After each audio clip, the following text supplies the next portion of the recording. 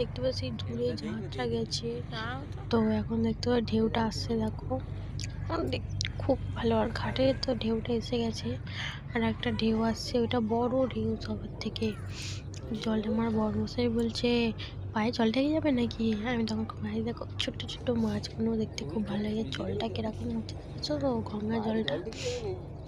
তো এরকম কার কার দেখতে ভালো লাগে আমাকে এসে কমেন্টে জানাবে, ঠিক আছে। আমার তো ভিউটা খুব ভালো লাগছে। আর ওই দিকে হচ্ছে জেডি ঘাট। তারপর দেখো তোমরা আমাকে বলেছিলে যে তোমার বাড়ি কোথায়, তো আমি পরের ব্লগে বলবো, এখন বলবো না। দেখো সূর্যটার ছাওয়াটা কেমন, মানে দারুণ লাগছে সূর্যটা, ঠিক আছে। খুব সুন্দর হয়ে দেখো জোয়ারের জলটা আসছে আসছে।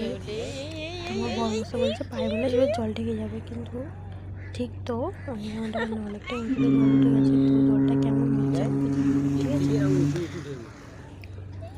জলটা এসে গেছে, তোমার বর্মশাই বলছে দেখো জলটা কেমন লাগছে। ঝাঁকটা গেছে বলে ওই জন্য জলটা এত ভালো লাগছে দেখতে।